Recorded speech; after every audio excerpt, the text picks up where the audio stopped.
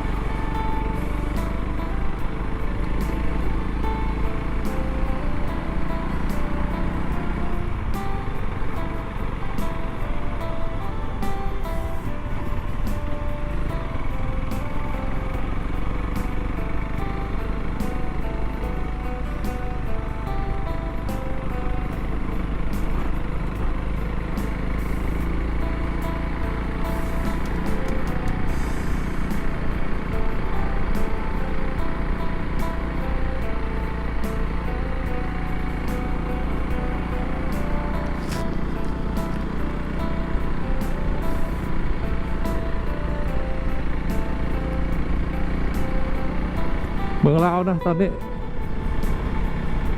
อีก5 ชั่วโมงจะเดินทางถึง5 ชั่วโมงจะเดินทางถึงหัวพันนะครับสำเนียง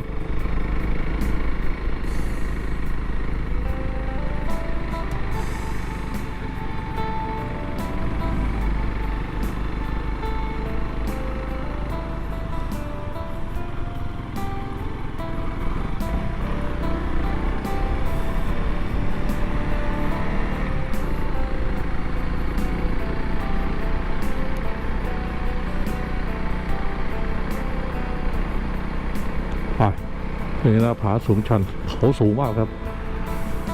หูดำหมดแล้วตอนนี้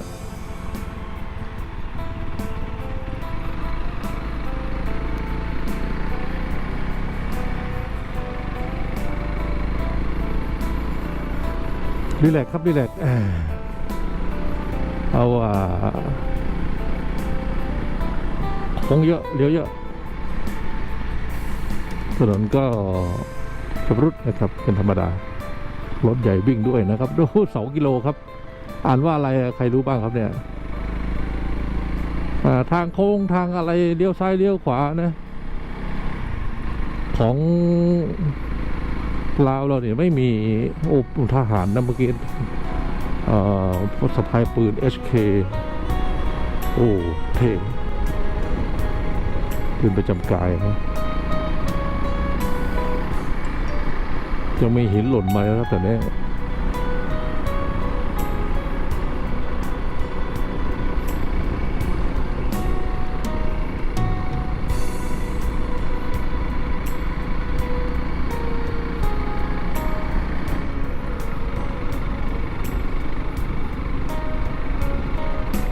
ร่อนเอาทรายทำอะไร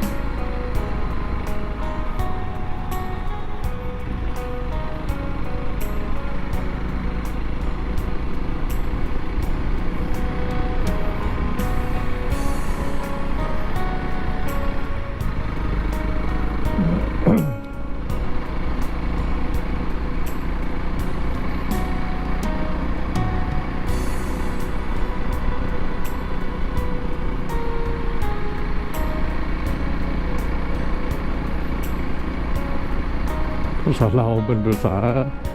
คล้ายๆภาษาทางโน่นแหละครับเลรักไปแล้วภาษาอินเดียเหนือโอ้โหเป็นที่พักชมวิว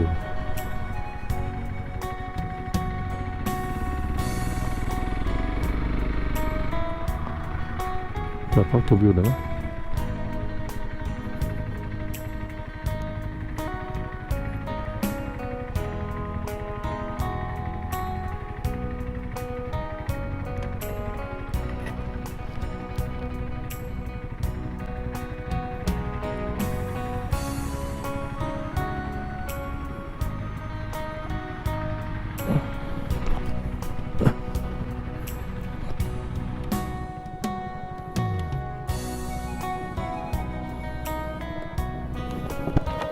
จอดชมวิวหน่อยจอด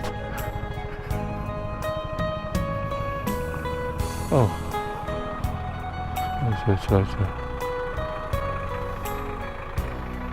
เห็นก่อนเนี้ย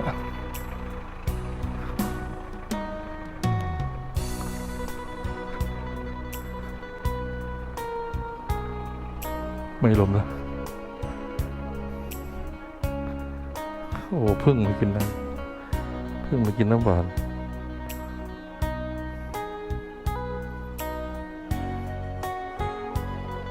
ทางนี้ไปหัวพันบ่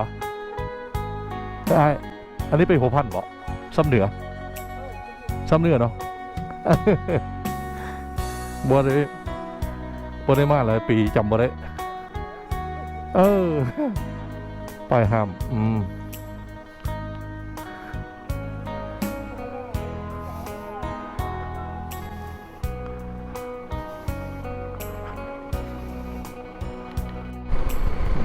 ป็นด่านเป็นอะไรก็ดูแลตัวเองไปต้นโมต้นไม้ตัดกิ่งไม้มันทับถนนทับอะไรเขาเอามาทำเป็นเชื้อเพลิง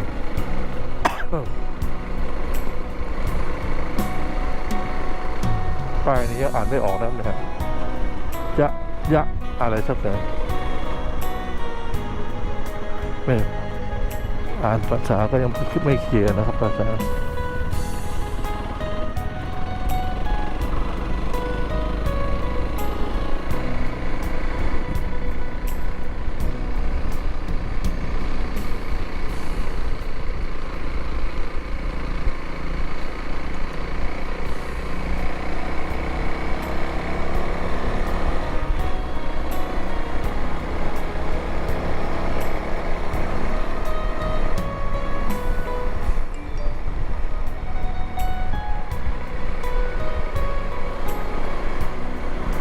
อากาศเย็นฮะ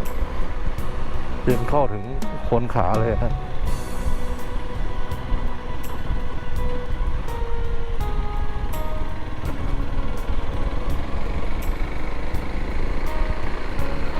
เมื่อคืนนี้ห้องไม่แอร์เปิดไม่ได้เลยนะครับไม่ใช่แอร์เสียนะมันหนาว เมืองไทย30-40 องศามาอยู่นี่ครับน่าจะต่ำกว่า15เมื่อคืนนะโอ้โห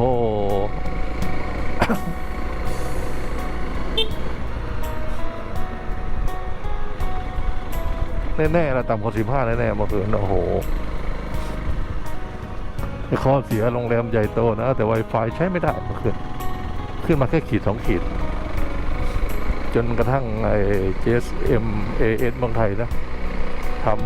ำเปิดสัญญาณข้ามแดนมาโอ้โห2 กิกหมดแล้ว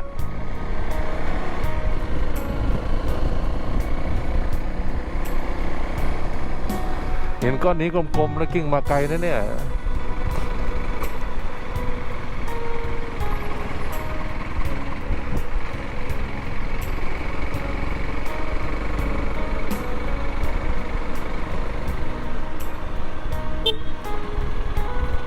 มองไม่เห็นนะมีคนวิ่งตัดด้วยไม่โค้งแล้วเขาวิ่งตัดเลยกันแต่ไม่ดีหรอก ขึ้นเนินทำโค้งให้ดีแล้วทำเหมือนงูเลื้อยนะ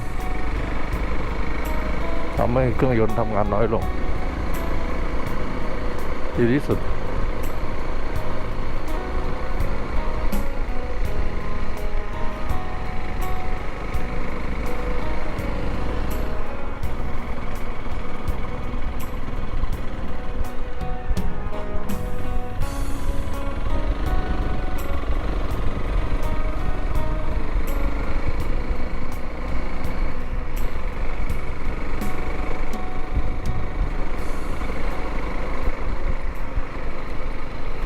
ชมแล้วอย่าลืม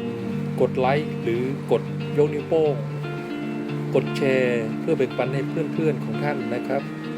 และกด Subscribe หรือติดตามพร้อมกับกดสั่นกระดิ่งเพื่อแจ้งให้ท่านทราบเมื่อวินดี้มีคลิปใหม่ขอบคุณมากครับ